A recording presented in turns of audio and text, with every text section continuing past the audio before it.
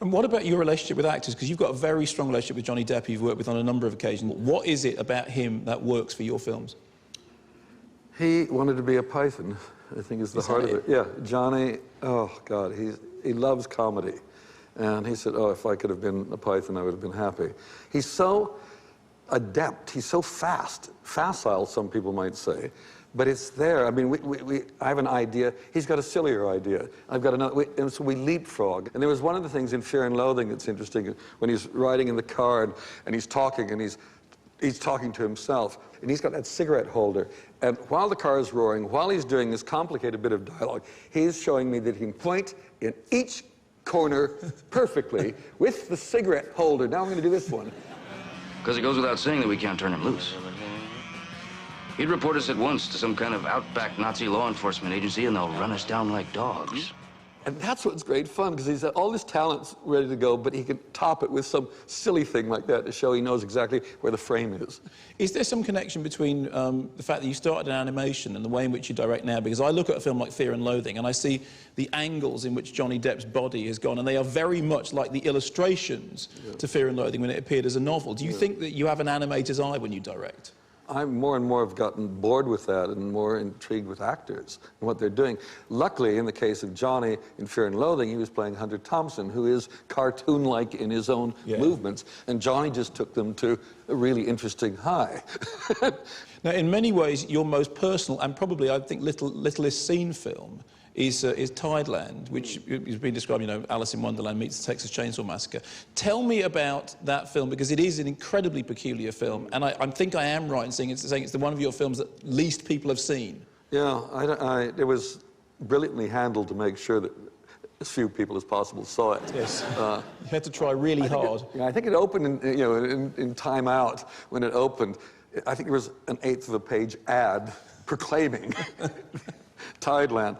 But you love it, right? It's the film you really wanted to make. I do, because I read this book, and I was blown away by the voice of this child, this little girl, who's thrown into the most disturbing, odd circumstances. Promise me something, Lazarus.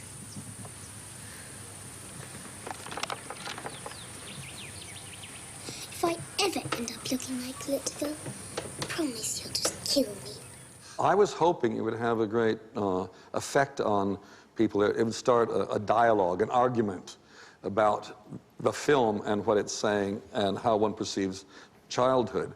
It didn't, because nobody saw the film. And those who did see it either liked it or loathed it. Now, if we go back to Brazil, because obviously the Fellowship Award is for the body of work. The fantastic thing about Brazil is it's about the battle between imagination and reality. And of course, most famously, I think now, you're known for having fought that battle in the real world. You are the person, the filmmaker, who was mad enough to have taken out a full-page advert in the American trades defaming, effectively, the head of the studio who wasn't releasing your movie. Do you enjoy those battles? I think defaming is a very strong word. I was just asking a polite question. It was the right thing having made Brazil, which was so anti-authoritarian, anti-corporation, anti-institutions, all those things, to take on, I suppose, the biggest one in LA. I didn't ask to, but they literally said the film was unreleasable. The heads of the studio, I mean, 3 of them, unreleasable, unwatchable, anything. And so I thought the only way to do it was to try to bring Sid out of his corporate hidey hole and talk to him man-to-man publicly. But that did sort of set a precedent for the way that you've led the rest of your career. Is the thing that's known about you is you won't compromise. The reason Brazil is such a touchstone film is it's exactly about that. It's about one person against the establishment. Does it bother you that that's how your career has worked out, or are you proud of it? I mean, I'm really happy to compromise. That's the truth of it. I actually feel I want everybody to like my film. I'll do anything to change the film to make every one of these people here like it. Now, you know that I'm a huge fan of your movies, and I've written rave reviews about your films. I have also slagged some of your films off, particularly Brothers Grimm. Do you care about what critics in general, and me in particular, think?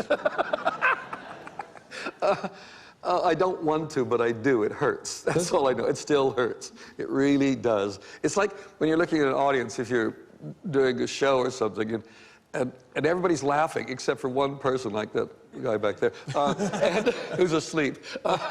And you start focusing your entire attention on that person to win them over to your cause. Ladies and gentlemen, the magnificent Terry Gilliam. Thank you so much.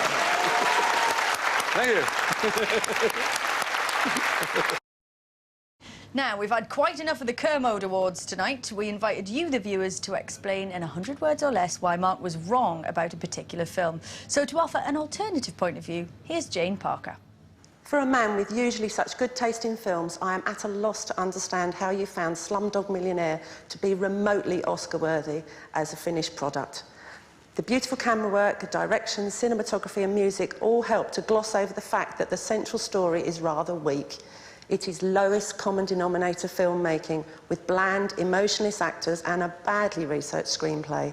Millionaire is never broadcast live and ad breaks are taken after the question is answered, not before. Plus it's littered with coincidences that even Dickens would have been embarrassed by. Very disappointing. Yeah, well, you can say what you like, it's still going to win the Oscar for Best Picture. So, OK, we disagree on Slumdog. You're wrong, incidentally. What did you think was the best film you saw last year? I really enjoyed Persepolis. Fantastically innovative animation. Oh, it's a wonderful piece of work, absolutely fabulous film. So your pick of what should have been the best film would have gone to Persepolis? Yes. Well, let's end then with something we agree on, a clip from the wonderful Persepolis. Thank you. Rising up, back on the street. Did my time, took my chances.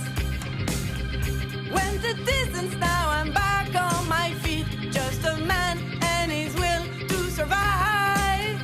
It's the eye of the tiger, is the thrill of the fight. Rising up to the challenge of a rival. And the last known survivor stalks his prey in the night. And he's watching us all in the eye of the tiger.